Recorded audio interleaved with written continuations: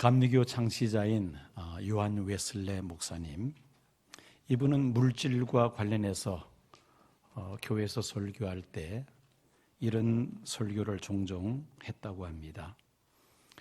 첫째는 make all you can, 할 수 있는 대로 많은 재물을 벌어들여야 한다. 두 번째는 save all you can, 할 수 있는 대로 절약하고 아껴서 저축을 해야 한다. 세 번째는 give all you can, 열심히 일해서 많은 것을 벌어들이고 또 절약하고 아껴서 많이 저축을 해서 give, 주라는 것이죠. 할 수 있는 대로 많은 사람들에게 나눠주라. 이웃을 도울 때도 인색하지 말고 많이 베풀며 하나님 앞에 예물 드릴 때도 아끼지 말고 마음껏 예물을 드려라. Give all you can, 할 수 있는 대로 많이 드리는 그런 삶을 살아야 한다는 겁니다. 한 번은 이 목사님이, 웨슬레 목사님이 이제 다른 교회에서 이 내용을 가지고 설교를 했습니다. 예배를 마치고 성도들이 나오는데 성도들끼리 서로 나누는 이야기를 우연히 듣게 됩니다. 교인 중에 한 사람이 이런 말을 하더라는 겁니다. 오늘 예배 참 은혜를 많이 받았는데 세 번째 돼지가 영 설교를 흐려놓았어. 영 세 번째 돼지에서 그만 받은 은혜를 다 쏟고 말았어. 이렇게 이야기하더라는 겁니다. 이 세 번째 돼지가 뭡니까? 나눠주라. Give all you can, 할 수 있는 대로 나누라는 그 돼지에 가서 그만 시험에 들고 말았다는 것입니다. 아마 많은 성도들이 그런 신앙 생활을 하고 있지 않는가 생각해 봅니다. 열심히 땀을 흘려서 수고하며 한 푼이라도 더 많이 벌기 위해서 애를 씁니다. 또 벌어들인 것을 열심히 또 저축을 합니다. 그렇지만은 이것을 하나님 앞에 드린다거나 이웃을 위해서 사용하는 일에는 아주 인색한 그런 경우들이 많다는 말이죠. 오늘 본문 말씀인 전도서 11장 1절 상반절을 보면은 너는 내 떡을 물 위에 던져라는 말씀이 있습니다. 내 떡을 물 위에 던져라. 이 말씀은 경제적으로 가난하고 어려운 사람들에게 관대한 마음으로 베푸는 너그러운 행동을 의미합니다. 흘러가는 물에 떡을 던지면은 다시 돌아오지 않습니다. 흘러가는 물에 떡을 던진다는 것은 아무런 대가를 기대하지 말고 가난한 사람을 도우라는 그런 말씀입니다. 물이 높은 곳에서 낮은 곳으로 흘러내려가듯 가진 사람들은 가난한 사람들에게 물질을 베풀라는 것이죠. 그것도 상대방으로부터 어떤 대가를 생각지 말고 순수한 마음으로 도우라는 말씀입니다.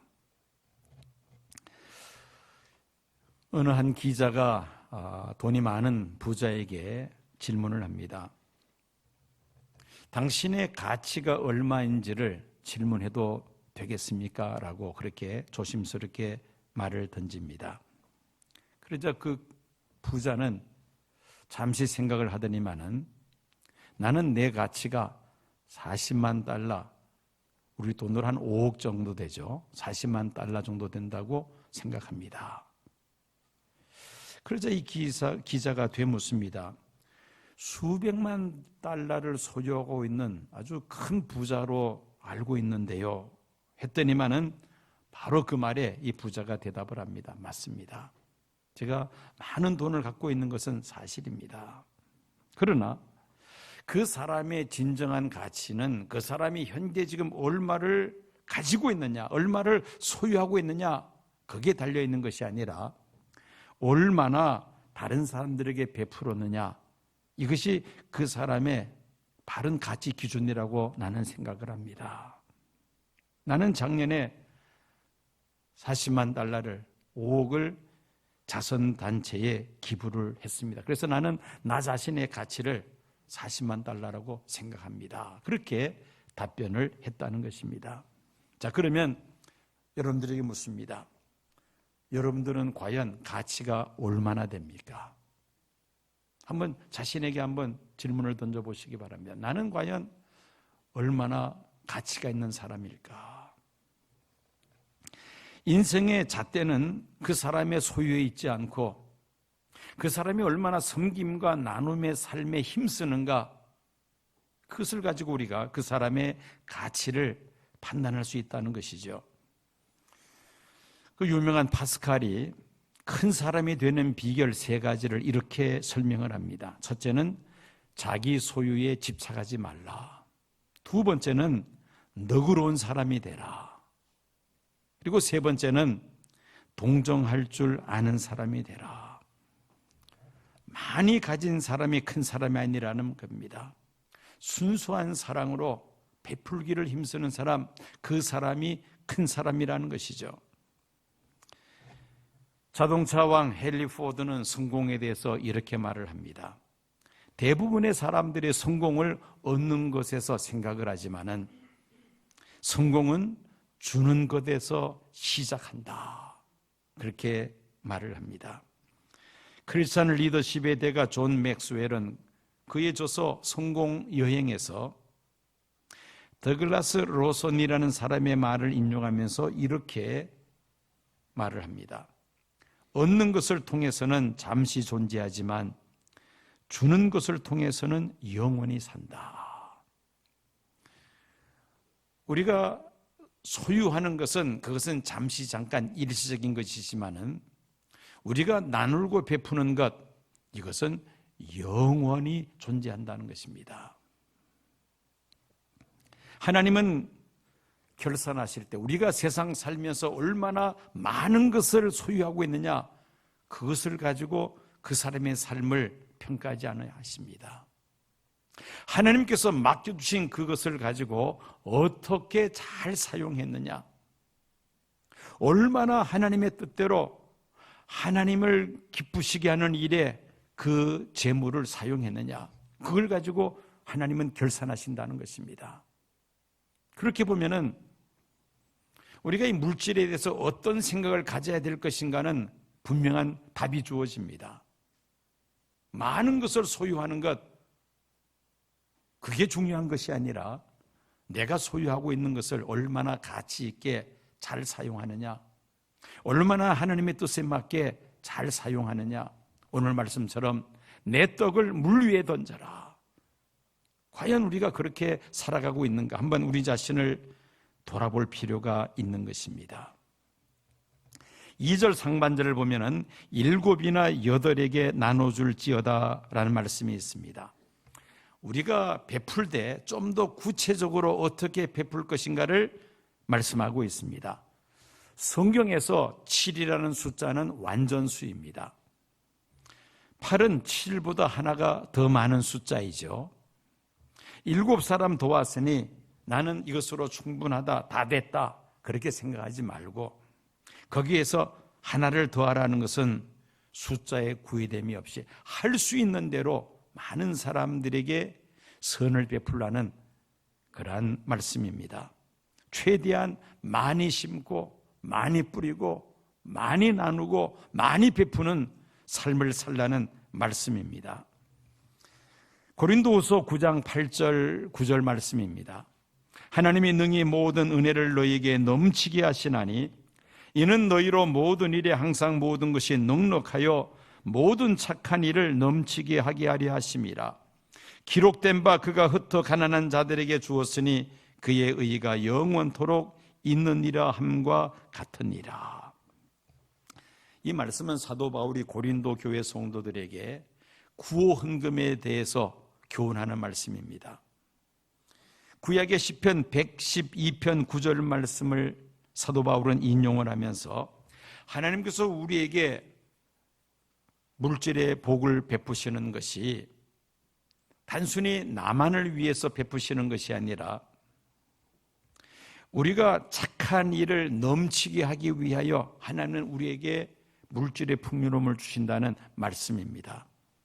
시편 112편 9절 말씀에 의하면은 가난한 자들에게 물질을 나눔으로 그 의가 영원토록 있게 될 것이라고 말씀합니다.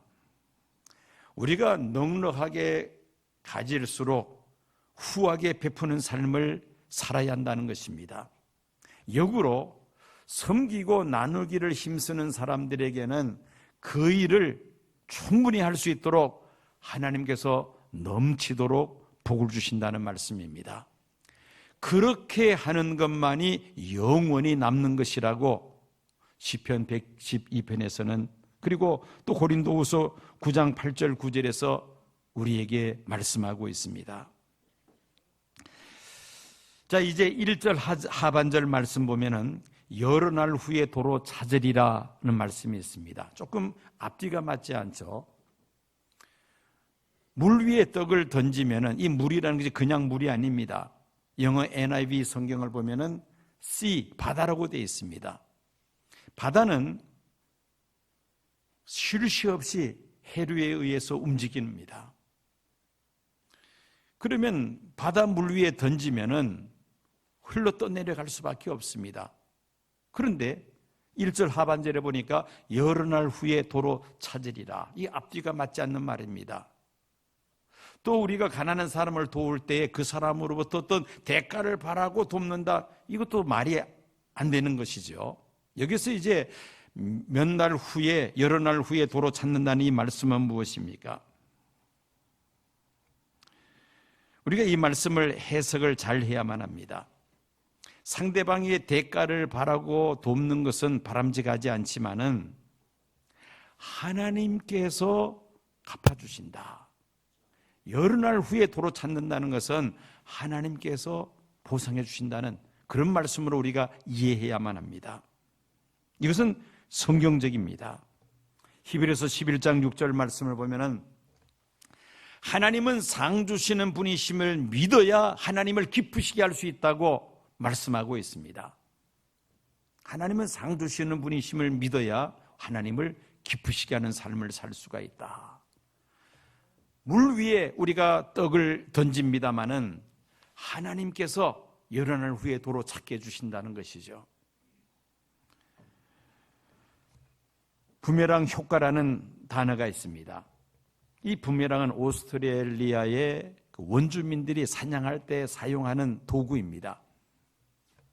하늘을 향해서 던지면은 다시 던진 사람에게 되돌아오는 것을 부메랑이라고 부르죠. 자신이 한 행위가 다시 자신에게 돌아오는 것을 부메랑 효과라 그렇게 말을 합니다. 성경에 보면은 그런 유형의 말씀들이 많이 있습니다. 특별히 예수님께서 하신 말씀 가운데 그런 말씀들이 많습니다. 마태복음 7장 12절, 무엇이든지 남에게 대접을 받고자 하는 대로 남을 대접하라. 이것을 영어로는 골든 로라고 합니다. 우리말로 황금률이라 그러죠. 대접을 받고자 하는 대로 남을 대접하라. 대접하라, 대접 부메랑, 이렇게 우리가 말할 수가 있습니다. 자, 누가복음 6장 38절 말씀입니다. 주라 그리하면 너희에게 줄 것이니 곧 후히 되어 누르고 흔들어 넘치도록 하여 너희에게 안겨주리라. 자, 주면은, 우리가 다른 사람에게 베풀면은 누가 우리에게 주신다는 것입니까? 하나님께서 우리에게 주시는데 후히 되어 누르고 흔들어 넘치도록 우리에게 안겨줄 것이다. 예수님의 말씀입니다. 주라는 것이죠. 이것을 줌 부메랑, 이렇게 우리가 표현할 수가 있습니다. 또 있습니다. 마태복음 10장 12절 13절입니다. 또 그 집에 들어가면서 평안하기를 빌라. 그 집이 이에 합당하면 너희 빈 평안이 거기 임할 것이요 만일 합당하지 아니하면 그 평안이 너희에게 돌아올 것이니라. 이거는 기도 부메랑입니다. 내가 어느 집에 가서 그 집의 평안을 비는데 그 집이 그 평안을 받을 만한 그런 준비가 안 돼 있고 자격이 없으면은 그 빌은 부메랑이 기도한 사람에게 되돌아온다. 즉 기도한 사람에게 하나님은 평안의 복을 주신다는 것입니다. 이렇게 우리가 성경 말씀을 보면은 철저한 이 부메랑 원리를 우리가 발견할 수가 있습니다. 어떤 일을 했든지 간에 그 일에 대해서 반드시 되받게 된다는 것입니다. 많이 베푼 사람들은 하나님께서 많이 채워주신다. 그래서 전도서 11장 1절 하반절 말씀, 여러 후에 도로 찾으리라고 말씀하고 있는 것입니다. 하나님께서 되돌려 주신다는 말씀이죠. 이스라엘 그 사해가 있습니다. 이 사해는 워낙 그 수심이 깊어서 요단강을 통해서 흘러 들어오는 물들이 바깥으로 빠져나가는 길이 없습니다. 늘 그 안에 물이 고여 있으면서 그 뜨거운 햇빛에 물이 계속 증발을 합니다.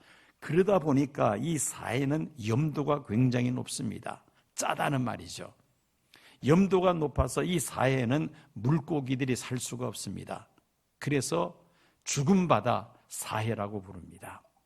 받기만 하고 흘러내려 보내지를 못하니까 결국 죽더라는 겁니다.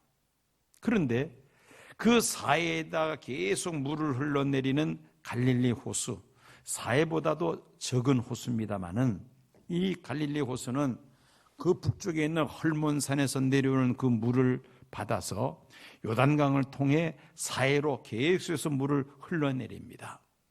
물을 받아서 흘러내리니까 이 갈릴리 호수는 살아있는 호수입니다. 이 갈릴리 호수는 물고기가 많이 사는 그런 호수입니다. 우리가 사복음서를 보면은 그 갈릴리 호수 주변에 일어나는 사건들이 많이 기록되어 있죠. 특별히 예수님 제자들은 그 갈릴리 호수에서 고기 잡던 어부 출신들이 아니었습니까? 성지 순례를 가면은요, 이 갈릴리 가면은 반드시 방문하는 곳이 있습니다. 뭐냐면은 베드로 고기를 파는 식당입니다. 물어봤어요. 왜 이걸 베드로 고기라고 부르느냐 물어봤더니만은 베드로가 2000년 전에 베드로가 그 갈릴리 호수에서 잡던 그 물고기, 그 후손이 지금도 살아서 있는데 그 물고기가 바로 베드로 고기라는 겁니다. 베드로가 잡았던 고기라 해서 베드로 고기라고 부릅니다. 그만큼 이 갈릴리 호수는 물고기들이 많다는 것입니다. 살아있는 호수입니다. 왜? 물을 헐몬산에서 흘러내리는 물을 받아서 계속해서 요단강을 통하여 사해로 흘러내리기 때문입니다. 누가복음 6장 38절 말씀 다시 읽습니다. 주라 그리하면 너희에게 줄 것이니 곧 후히 되어 누르고 흔들어 넘치도록 하여 너희에게 안겨주리라. 주는 자가 복이 있는 자이며 섬기는 자가 높은 자이며 베푸는 자에게 하나님께로부터 상급이 주어지는 줄로 믿습니다. 자, 2절 하반절 말씀 보면은 또 조금 국민이 전환이 됩니다. 무슨 재앙이 땅에 임할는지 내가 알지 못함이니라. 우리가 떡을 물 위에 던져야 하는 그 이유입니다. 무슨 재앙이 땅에 임할는지 내가 알지 못함이니라. 우리가 가난한 자들에게 베풀며 살아야 하는 그 이유는 우리는 한치 앞에 내일 일도 알지 못하기 때문입니다. 세상에 무슨 재난을 당할지 아무도 자신의 장래를 예측할 수 없습니다. 그래서 최대한 많은 사람들에게 베풀며 살아갈 때에, 재난을 당할 때에, 어려움을 당할 때에 또한 우리가 다른 사람들로부터 도움을 받을 수 있다는 말이죠. 지난 몇 년 동안 정부의 잘못된 주택 정책으로 인해서 부동산 가격이 천정부지로 뛰었습니다. 정상적인 경제 활동을 통해서 집 없는 서민들이 집을 마련한다는 것은 이제는 완전히 상상할 수 없는 일이 되고 말았습니다. 그 절망감에서 적지 않은 사람들이 일확천금을 노리면서 주식에 투자하고 또 코인에 투자하는 일이 생겼습니다. 영끌이라는 단어까지 생겼죠. 영혼까지 팔아서 어쨌든 끌어모아서 이제 투기를 하겠다는 겁니다. 주식이나 코인이나 이 부동산 투자를 할 때 반드시 생각해야 할 투자의 3대 요소가 있습니다. 첫 번째는 안정성이죠. 일확천금도 좋지만은 자칫 벼락거지가 될 수도 있습니다. 그렇잖아요. 그래서 안정성이 아주 중요합니다. 위험한 투자는 안 된다는 것이죠. 두 번째는 수익성입니다. 투자라는 것은 반드시 이익을 남기는 그런 상품성이 있어야만 합니다. 손해보고 투자할 사람이 어디에 있습니까? 이익을 내다 보니까 투자를 하는 것이죠. 그래서 수익성이 있어야 된다. 세 번째는 환금성입니다. 현찰로 이걸 쉽게 바꿀 수 있어야 한다는 것입니다. 제 아무리 가치가 올라갔다 할지라도 그것을 돈으로 바꾸지 못하면 그건 그림의 떡과 같이 되고 맙니다. 이 세 가지 투자의 3요소라 말하는데, 우리가 신앙적인 측면에서 볼 때에 우리 그리스도인들은 여기에 한 가지 더 플러스 해야 될 것이 있습니다. 그것은 무엇이냐면은 영원성입니다. 영원성. 일시적인 투자가 아닌 영원한 투자가 될 수 있어야 된다는 것이죠. 어떤 일이 있어도 투자한 것은 안전해야 하고 또 몇십 배, 몇백 배의 그런 그 수익을 보장하면서 투자한 것보다 훨씬 더 많은 것을 찾을 수 있는 그런 투자가 되어야 되는데, 신앙적인 차원에서 본다면 이런 투자는 영원한 투자라고 말할 수가 있습니다. 예수님께서 보장하시는 하늘나라 투자 원리가 바로 이 영원성에 있습니다. 마태복음 6장 20절 말씀입니다. 오직 너희를 위하여 보물을 어디에 쌓아두라? 하늘에 쌓아두라. 거기는 좀이나 동록이 해하지 못하며 도둑이 구멍을 뚫지도 못하고 도둑질도 못하느니라. 여러분, 보물을 하늘에 쌓아둔다는 것은 무슨 의미입니까? 우리가 가지고 있는 그 재물을 하나님이 기뻐하시는 일을 위하여, 또 오늘 본문 말씀처럼 정말 힘들고 어렵고 가난한 사람들을 위하여 베푸는 삶, 이것이 바로 보물을 하늘에 쌓아두는 것이죠. 하나님께서 기뻐하시는 일에 물질을 사용하는 것, 이것이 바로 보물을 하늘에 쌓아두는 것입니다. 유대인 랍비의 교훈입니다. 가지고 있는 것은 모두 잃어버린다. 그러나 주는 것만이 남는다. 여러분, 아무리 많은 재산을 소유했다 할지라도 세상을 떠날 때 다 두고 갈 수밖에 없습니다. 가지고 있는 모든 것은 결국 다 우리 손을 떠나게 됩니다.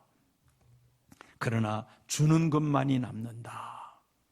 하나님 앞에 드리는 것만이 남고 또 가난하고 어려운 사람들을 위하여 베푸는 것만이 영원히 남는 것이라는 말입니다. 이게 바로 영원한 투자라고 말할 수가 있습니다. 잠언 19장 17절 말씀입니다. 가난한 자를 불쌍히 여기는 것은 여호와께 꾸이는 것이니 그 선행을 갚아주시리라. 가난한 자들에게 구제 활동하는 것은 여호와께 꾸이는 것이다. 하나님께 빌려드리는 것이라는 말입니다. 그 선행을 하나님께서 반드시 갚아주실 것을 말씀합니다. 여러분, 이보다 더 안전한, 또 이보다 더 영원한 투자가 어디에 있습니까? 하늘에 보물을 쌓아두는 것인 줄로 믿습니다. 부유한 귀족의 아들이 시골에 내려가서 호수에서 수영을 하다가 그만 다리에 쥐가 나면서 이제 죽음의 일부 직전까지 갑니다. 살려달라고 소리를 질렀습니다. 그 소리를 들은 한 농부의 아들이 달려와서 이 귀족 아들을 구해줍니다. 이 귀족의 아들은 자기 생명을 건져내준 이 시골 농부의 아들이 얼마나 귀한지 그만 친구가 되었습니다. 둘은 서로 편지를 주고 받는 그런 사이가 되었습니다. 어느덧 13살 된 이 시골 소년이 초등학교를 졸업을 합니다. 이때 이 귀족의 아들이 이 시골 소년에게 묻습니다. 너는 커서 뭐가 되고 싶니? 난 커서 의사가 되고 싶어. 그렇지만 우리 집은 가난하고 또 형제 자매들이 9명이나 되는데 나는 도시에 가서 공부할 수 있는 형편이 못 돼. 나는 부모님을 도와서 집안 일을 해야만 해. 그 말을 들은 이 귀족의 아들은 그 시골 소년을 돕기로 마음으로 결심하고 부모에게 쫄라댑니다. 그 친구를 시골에서 런던으로 데리고 와서 함께 공부할 수 있도록 해달라고 그렇게 쪼릅니다. 이 시골 소년은 후에 런던의 의과대학을 졸업했고 포도당 구균이라는 세균을 연구해서 페니실린이라는 기적의 항생제를 개발을 합니다. 이 사람이 바로 1945년 노벨 의학상을 받았던 알렉산더 플레밍입니다. 그의 학업을 도운 이 귀족 소년은 정치적으로 뛰어난 재능을 보여서 26살의 젊은 나이에 영국의 국회의원으로 당선이 됩니다. 그런데 이 젊은 정치가가 나라의 존망이 달린 전쟁 중에 그만 폐렴에 걸려서 생명이 위태롭게 되었습니다. 지금은 좋은 항생제들이 많아서 이런 병이 있어도 쉽게 치료를 합니다마는 이 당시에는 폐렴에 걸리면은 거의 죽는 것으로 알고 있었던 그런 시대입니다. 이 알렉산더 플레밍이 만든 항생제 페니실린이 이 죽어가는 정치인에게 운송이 되어서 급송이 되어서 그 약을 복용한 이 국회의원은 생명을 건질 수 있게 됩니다. 바로 그 정치인이 윈스턴 처칠이죠. 후에 영국의 수상이 된 윈스턴 처칠입니다. 자, 이 윈스턴 처칠은 2차 대전을 승리로 이끈 유명한 사람 아닙니까? 자, 어릴 때 우연한 기회에 이 시골 소년과의 그 우정이 평생 동안 서로 윈윈하면서 서로를 베풀면서 이렇게 세워주는 그런 중요한 역할을 하게 되었다는 것입니다. 만약에 이 부유한 귀족의 아들이 이 시골 농부를 무시하고 또 무심했다면은 이 시골 소년은 의사가 되어서 의학자가 되어서 페니실린이라는 이 항생제를 개발할 수 없었을 것입니다. 이 귀족의 아들을 만났기 때문에 그 배려로 런던의 의과대학에 공부하고 또 후에 이런 새로운 의약품을 개발했던 것이죠. 또 이 귀족 소년은 2차 세계대전 중에 나라를 구하고 나치 히틀러로부터 유럽의 민주주의를 지킨 그런 아주 훌륭한 사람이 될 수가 있었던 것입니다. 서로 베푸는 것이 이렇게 소중하다는 말이죠. 우리는 이 베푸는 삶에 대해서 예수님을 우리가 또한 생각해 보아야만 합니다. 예수님께서 잡히시던 밤에 유월절을 맞이해서 마가의 다락방에서 최후의 만찬이면서 최초의 성찬식을 예수님께서 집리하십니다. 예수님께서 제자들과 함께 나누신 그 최후의 만찬의 음식은 십자가에서 찢기실 그 몸을 기념하여 떡을 나누셨고 또 십자가에서 흘리실 피를 기념해서 포도주 잔을 제자들과 함께 나누셨습니다. 이것이 바로 예수님이 이 세상에 오신 목적이기도 합니다. 하나밖에 없는 자신의 생명을 온 인류를 죄에서 건져내시기 위하여 내어놓으신 것입니다. 이보다 더 큰 나눔, 이보다 더 큰 베품이 세상 어디에 있겠습니까? 가장 소중한 생명을 예수님은 내어놓으셨다는 말씀입니다. 마태복음 20장 28절 말씀입니다. 인자가 온 것은 섬김을 받으려 함이 아니라 도리어 섬기려 하고 자기 목숨을 많은 사람의 대속물로 주려 함이니라. 기독교는 중요한 두 가지 상징물이 있습니다. 우리 교회는 네온 LED로 된 십자가이기 때문에 저기에 설치를 못했습니다만은 십자가 이 조각을 만들어 놓고 그 십자가 조각 위에다가 천을 이렇게 두른 그런 십자가를 여러분들이 볼 수 있습니다. 화면에서 보시는 것처럼 십자가에 천을 이렇게 걸쳐 놓았는데 저 천은 무엇을 의미하는가 아마 모르시는 분들이 태반이라고 생각이 됩니다. 저 천은 무엇이냐면은 예수님께서 그 최후의 만찬을 베푸시면서 제자들의 발을 씻기실 때 사용했던 수건을 상징합니다. 저 수건은 바로 예수님의 섬김이죠. 십자가에 죽으시고 또 그 전날 밤 제자들의 발을 씻기시고 또 최초의 성만찬을 베푸신 이 모든 것을 볼 때에 예수님은 철저하게 섬기는 삶, 베푸는 삶, 나누는 삶이었다는 것을 우리가 다시 한번 생각하게 됩니다. 영성가 리처드 포스터는 십자가가 복종의 상징인 것처럼 수고는 섬김의 상징이라고 그렇게 설명을 합니다. 야고보서 1장 27절 말씀입니다. 하나님 아버지 앞에서 정결하고 더러움이 없는 경건은 곧 고아와 과부를 그 환난 중에 돌보고 또 자기를 지켜 세속에 물들지 아니하는 그것이니라. 하나님 앞에서의 경건함은 무엇이냐? 물론 교회 나올 때 정장을 하고 성경책을 가지고 경건하게 하나님 앞에 예배드리는 모습, 물론 이것도 경건의 모습이긴 합니다만은 그것만 가지고 다 됐다고 생각한다면 큰 착각입니다. 그런 외형적인 문제보다 더 신경 써야 될 것이 있습니다. 바로 야고보서 1장 27절 말씀이죠. 고아와 과부를 그 환난 중에서 돌보고 가난하고 어려운 사람들을 돌보는 것, 이게 바로 경건이라는 것입니다. 또 자기를 지켜 세속에 물들지 아니하는 그것이니라. 세속에 물들지 아니하고 하나님 앞에 믿음의 정절을 지키는 것, 이게 바로 하나님 앞에서의 경건함이라는 것이죠.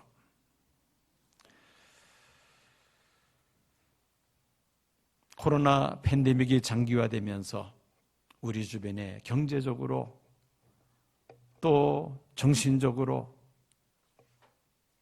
또 영적으로 힘들어하시는 분들이 많이 있습니다. 그 어려운 분들을 우리가 돌아볼 수 있는 기회를 가지고자 합니다. 그래서 우리 교회는 금년에 추수감사헌금 전액을 우리 주변에 어려운 분들을 돕는 데 사용하기로 이미 결의를 했고 또 그것을 이제 집행하려고 합니다. 우리 교회 주변에 어려운 사람들, 또 이 지역의 교회들 가운데 월세도 못 내어 힘들어하는 그 상가 교회들, 또 선교사님들 가운데 어려워하는 분들, 비록 소수이지만은 우리가 할 수 있는 범위 내에서 우리가 돕고자 합니다. 나에게 주어진 떡을 강물에 던지는 마음으로 우리는 우리의 이웃들을 돕고자 합니다. 여러분들 개개인적으로도 이제 연말을 맞이해서 특별히 성탄절을 앞두고 내가 나의 떡을 물 위에 던져야 할 대상이 주변에 있지 않는가 한번 주변을 돌아보면서 우리가 그들에게 베풀기를 힘쓸 때에 하나님께서 우리의 그 행위를 보시고 여러 날 후에 하나님께서 우리에게 도로 찾게 하시고 또 이 세상에 있을 때뿐만 아니라 하나님 앞에 설 때에 칭찬과 큰 상급을 베푸실 줄로 믿습니다. 내 떡을 물 위에 던져라. 이 말씀을 우리의 마음판에 세우고 이 말씀대로 살기를 힘쓰는 저와 여러 성도님들이 되시기를 축원합니다.